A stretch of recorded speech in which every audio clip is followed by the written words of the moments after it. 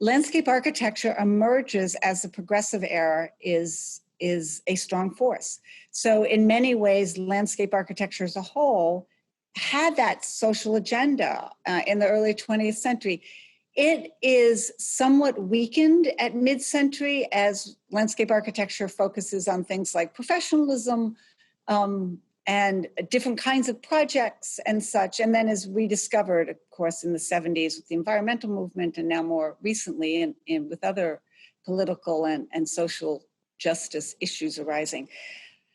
But the early part of landscape architecture does have this, and you see it in Warner Manning's work, you see it in the work of Olmsted, you see it in the schools.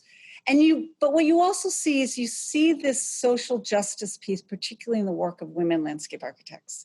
And this is, I think, for many reasons, but one of them is the authority that women have in the domestic realm, which translates into the municipal housekeeping. So essentially, women are given the authority of knowing, or allowed the authority of knowing, what makes a good place for families, right? That is women's role in the 19th century, making a good home. So it's not a huge leap to say that when they step out from the front yard into the public realm, also know what makes a good village, a good town, a good public realm in the city. And they are essentially acknowledged with this expertise and this authority. And you see this in lots of ways. The village improvement movement, which is led by many women, and you see it in the garden clubs and the work of Martha Brooks Hutchinson and Annette Hoyt Flanders and Marian Kruger Coffin and Ruth Dean. These women who really took that role out into the public realm. But there's a big difference, and I think this is a really important distinction. All of those women were speaking from a place where, a privilege where they could help improve the public realm for those less privileged, those less able to access the kinds of resources that they had. In Marjorie Sewell Cotley's life, that was her community. She was talking to the very people that she grew up with. She was talking to her own family. She was talking to her aunt and uncle. Those were the families that she was thinking about how to improve their lives. And I think that's why her projects in the details are so successful, because she is able to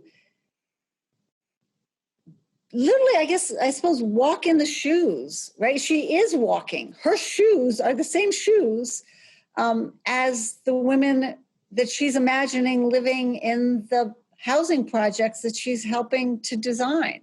I think she was saying, this is the kind of project that will make the lives of people like me be able to survive and thrive and be able to have the contributions to the public realm and act as a civil servant. So she brings that particular perspective, which I recognize in her designs. I can see the lived experience of that versus the beneficence of somebody who's never really had to do that, but has all the best of intentions and certainly the desire to truly improve people's lives. But it's different when you're thinking about your own life and you walk in the same shoes as the very people that you're trying to serve. It's clear from the difference between who is studying landscape architecture and who is leading major practices that there's a disconnect. I think that is changing, but I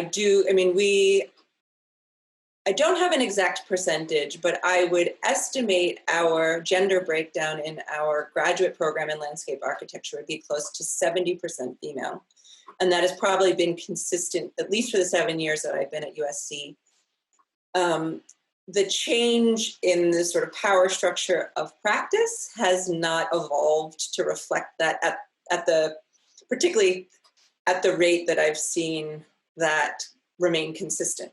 So there are a lot of challenges, and I think some of them are, I mean, they're all structural challenges, clearly. I mean, yes, they're related to personal decisions. I mean, I can speak really firsthand from having a 3 and 5 year old at home during the pandemic and trying to restart a very uncertain semester in the next 2 weeks. And it has been grueling and sleep depriving. And, I'm coming from a family of 2 moms, so slightly different in terms of the demands on us, or there's 2 moms, so we tend to be 50-50, but that's always, a give or take.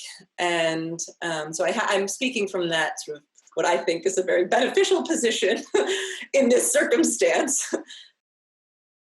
When you are born in a Black body, in a Black female body, especially in the South, like I was, you are told by the world nonstop that you cannot shape the world around you. You cannot shape land. You don't own land. That you don't make big decisions. That you don't move people and resources, and that's every signal in the world reinforces that over and over again. For a Black woman to enter landscape architecture, it's a psychological project. And that's what I love about our profession, is that it is a position of power. The name of the profession starts with land, and so land is power. So for a Black woman to assert themselves as a landscape architect is to say, I am powerful.